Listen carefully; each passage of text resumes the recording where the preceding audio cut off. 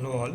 Last time while discussion we realized that most of the people had batch reactor in their work. Uh, Therefore in this tutorial we are going to see how to simulate R batch in Aspen Plus. Most of you might be knowing that hydrogen peroxide is used as mainly antiseptic agent in case of minor cuts or burns, etc. Every most now we know that uh, if kept in open, this hydrogen peroxide can be converted into water and oxygen. So here we can actually compare two cases. One is, let's say we have kept the hydrogen peroxide at room temperature, and the other is in, let's say, refrigerator at 5 degrees Celsius.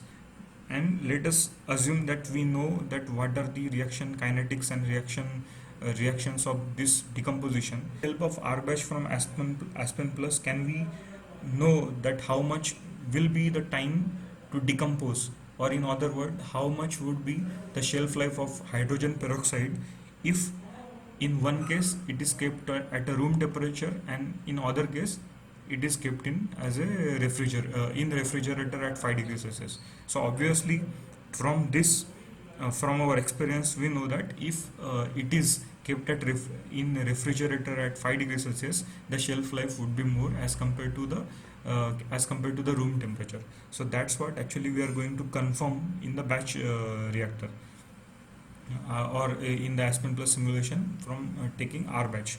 Now what we will actually do is, we will first of all take R batch, uh, we will take this reaction in that R batch, and we will keep a stopping criteria of conversion of hydrogen peroxide.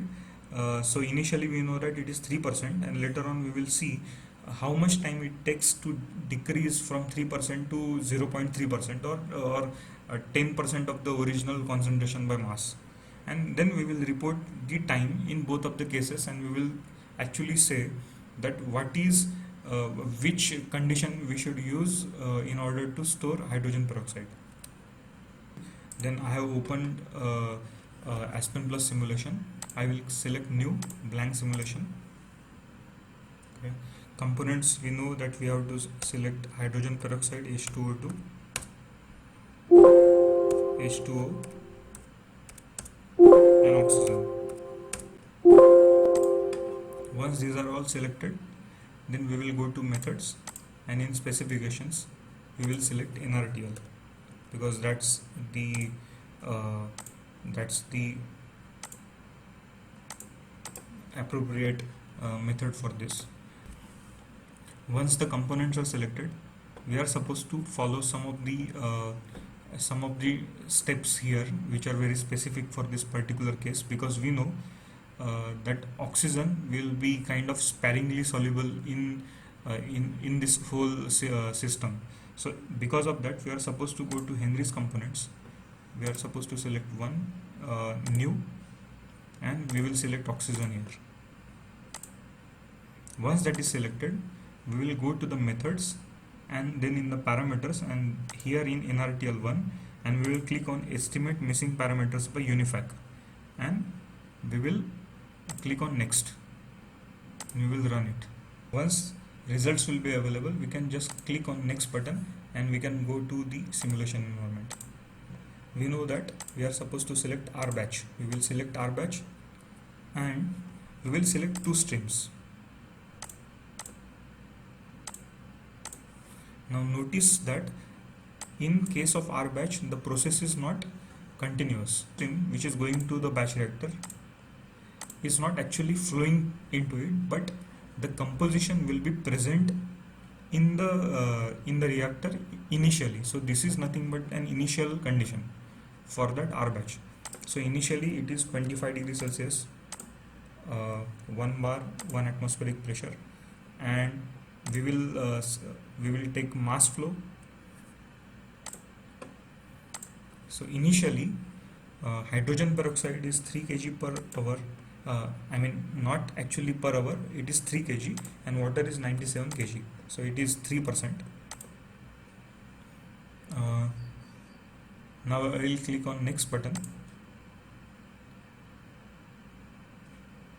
Okay, now here we know that there are two conditions. One is at 25 degrees Celsius and the other one is at 3 degrees Celsius. So initially we will see a constant temperature uh, of 25 degrees Celsius, right? Then we will have to select a reaction.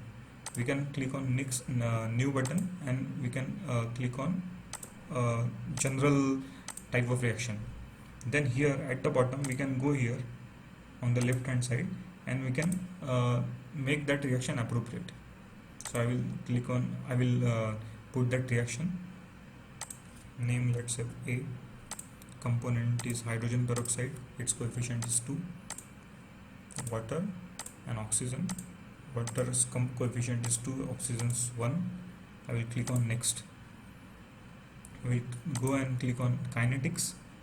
In kinetics we know that the value of K is 4.8 into 10⁸. So 4.8 E8.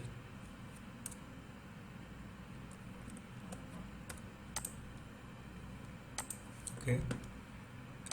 Activation energy is 78 minus 78,683. So 78,683.7. Here I will select kilojoule per kilomole, and rate unit will be kilomole per cubic meter per second, because we know that the unit of K is per second, right? So we are supposed to make our units clear. Then I will click on driving force. In driving force, as I mentioned here in the example, that reaction order is 1 with respect to peroxide, hydrogen peroxide. So I will write here 1, and the rest I will not write anything because they will by default be 0. We'll click on next. So I will again click on next.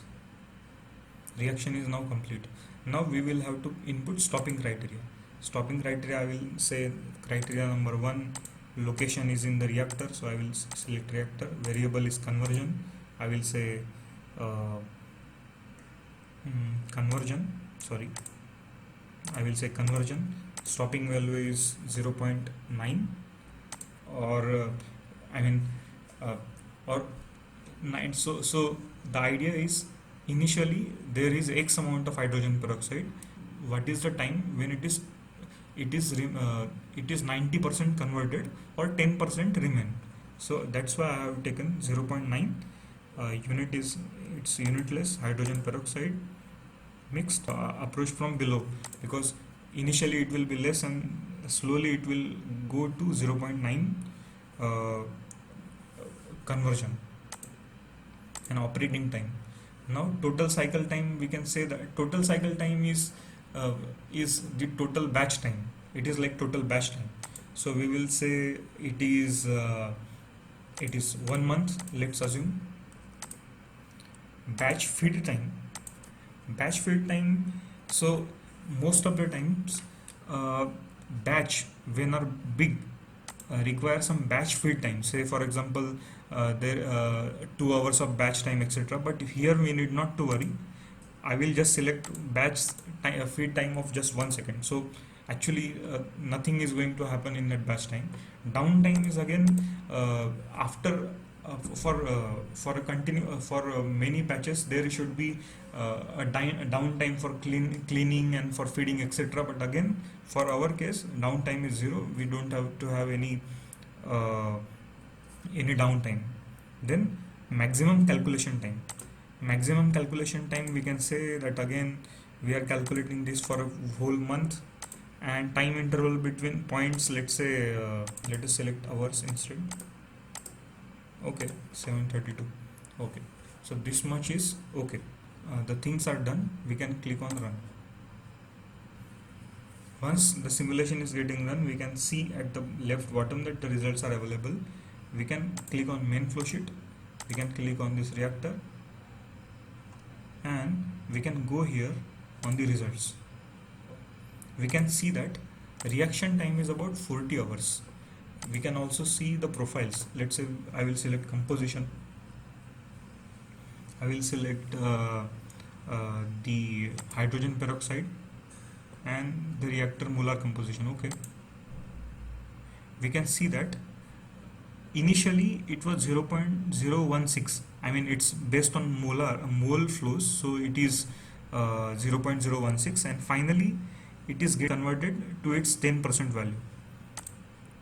Next step is to see what so this step showed that if we will keep the hydrogen peroxide at 25 degrees Celsius, then it will just take 40 hours. Now let us assume that instead of keeping this at 25 degrees Celsius, let us keep it as at 5 degrees Celsius.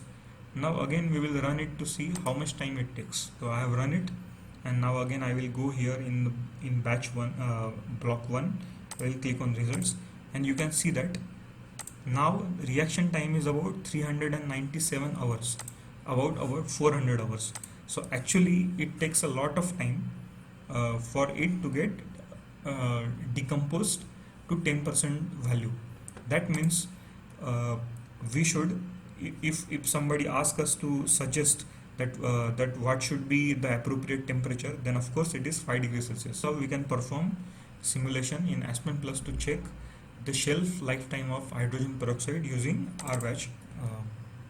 I hope this video was helpful to understand in brief how to simulate in R-Batch. Thank you.